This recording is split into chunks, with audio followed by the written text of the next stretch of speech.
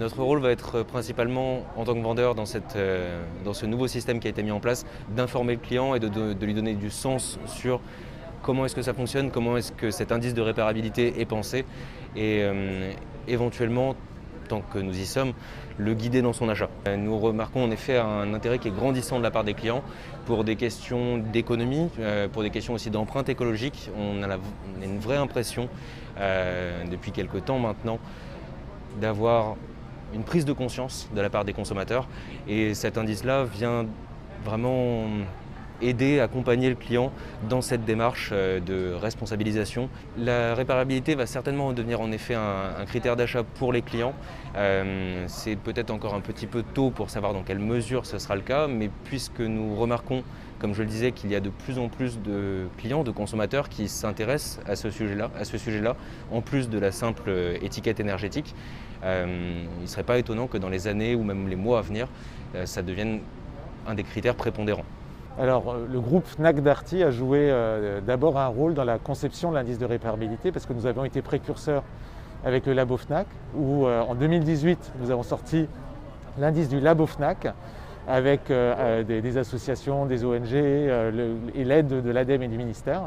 Et ça a servi en fait quelque part d'exemple ou d'inspiration aux groupes de travail qui ont été menés ensuite avec toutes les parties prenantes pour aboutir à l'indice de réparabilité tel qu'il est aujourd'hui. La réparabilité est une notion un peu floue, parce que ce que pensent les consommateurs, c'est surtout à la durabilité. Ils ont très envie d'avoir des produits qui vont durer longtemps. Et donc il y a tout un travail d'éducation qu'on est en train de faire pour expliquer qu'un produit durable, c'est d'abord un produit réparable, parce qu'il faut que quand il tombe en panne, tous les produits finissent par tomber en panne, on puisse le réparer. Et ce qui est très bien, c'est que cet indice de réparabilité va évoluer vers un indice de durabilité dans les années à venir. Très concrètement, depuis la mise en place de l'indice de réparabilité en janvier, on a dû imprimer les étiquettes, mettre en place les étiquettes dans les magasins, faire évoluer nos sites internet, parce que le site internet non seulement affiche l'indice de réparabilité, mais il affiche aussi le détail des notes. On a évidemment formé tous nos vendeurs à la nature de cet indice. Et puis, depuis le 1er janvier, on travaille aussi avec l'industrie pour, qu'ils communiquent tous les notes, les différentes notes sur leurs produits, et aussi que ces notes s'améliorent en ayant par exemple des disponibilités de pièces détachées plus longues ou des produits plus réparables. Alors l'indice de réparabilité est aujourd'hui sur 5 catégories de produits.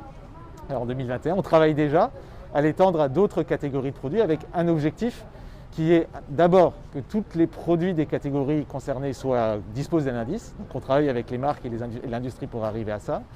Et le deuxième objectif, c'est que petit à petit, tous les produits disponibles par exemple dans ce magasin soient dotés d'un indice de réparabilité et aussi que cet indice soit porté à l'échelle européenne.